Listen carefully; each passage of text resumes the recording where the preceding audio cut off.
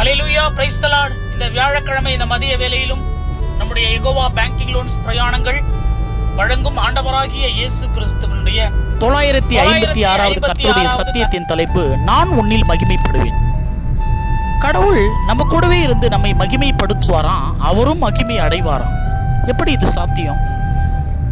எதிரிகள், புறஜாதிகள், தேவனை அறியாதவர்கள், இயேசு கிறிஸ்துவை பற்றி தெரியாதவர்கள் நம்மோடு கூட கர்த்தர் இருக்கிறார் என்பதை அவர்களுடைய வாயால சொல்லணும். அதான் தேவனுக்கு மகிமையாம். புறஜாதிகளுக்கு கடவுளை காட்ட புதிய ஏற்பாட்டை நம்ம காட்டுறது ஒரு பெரிய விஷயம் இல்லை. கர்த்தர் நம்மிடத்தில் மகிமைப்படுகிறார் என்ற ஒரு வார்த்தையை அவர்களாகவே வாயிலே சொல்லணுமா. உண்மை சம்பவங்கள் சிலவற்றை பைபிள்ல இருந்து நம்ம பார்ப்போம். ஆதியாகமம் 21:22 அபிமெலேக்கு என்ற ஒரு ராஜா ஆபிரகாம் என்ற ஒரு சாதாரண கடவுளை நம்பி இருக்கக்கூடிய ஒரு மனிதனிடம் வந்து, கர்த்தர் உன் கூட இருக்கிறார் என்று சொன்னார். சாதாரணமா சொல்ல, இந்த ராஜா செஞ்ச வேலை என்ன தெரியுமா? ஆபிரகாமுடைய மனைவியையே அபகரிக்க நினைச்சாரு. தேவன் அந்த ராஜாவை எச்சரித்தார், உன்னை கொன்று விடுவேன், ஆபிரகாமிடம் நீ வச்சுக்கொள்ளாதுன்னு. அதனால உன் கூட கடவுள் இருக்கிறார் என்று சொல்லி மன்னிப்பை கேட்டான். இவ்வளவு காரியங்களை பைபிள்ல சொல்லலாம். லாபான் என்ற மாமா வீட்டில் யாக்கோபு என்பவர் வேலை செய்கிறார். ஆடுகளை பார்த்து கொள்ளுற வேலை. இப்போ இதில் என்னன்னா, மாமாவாகிய லாபான் இந்த யாக்கோப வாழ்க்கையில பெரிய அளவில் உருப்படுறதுக்கு ஒரு வழியும் விடலை. சம்பளத்தை 10 முறை மாத்திக்கினே இருக்கிறாரு. ஆடுகள் குட்டி போட்டா சிலதெல்லாம் யாக்கோபுக்கு கொடுக்கணும்ல, அதை மாத்தி மாத்தி சொல்றாரு. இப்படி வாழ்க்கையிலே அவனுடைய காலை இழுத்து கொண்டே இருக்கிறார், வாழ்க்கையில முன்னேறாதபடி. ஆனால் தேவனாகிய கர்த்தர் இடை நின்று யாக்கோபை உயர்த்தினார், யாக்கோபை ஆசீர்வதித்தார்.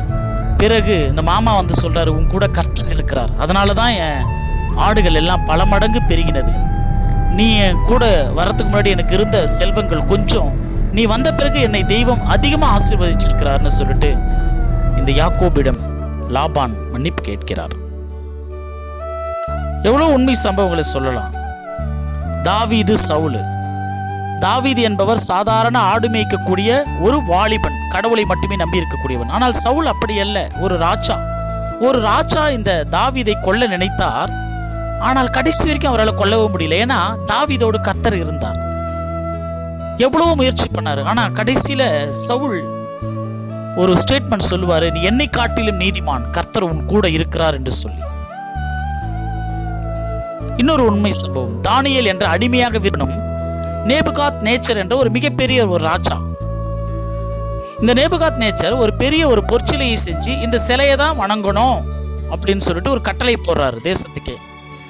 ஆனா தானியேல் வானத்தையும் பூமியையும் நம்மையும் படைத்த ஒரே தெய்வத்தை மட்டுமே வணங்கக்கூடிய ஒரு பக்திமான். என் உயிரை போனாலும் இந்த சிலையை வணங்க மாட்டேன் என்று சொன்னார். உடனே ராஜா ஒரு சட்டம் போட்டாரு, சிலையை வணங்காதவர்களை சிங்க கெபியில, பட்டினியாய் கிடக்கக்கூடிய சிங்க கெபியில இந்த தானியேலை தூக்கி போடுங்கன்னு சொன்னார்.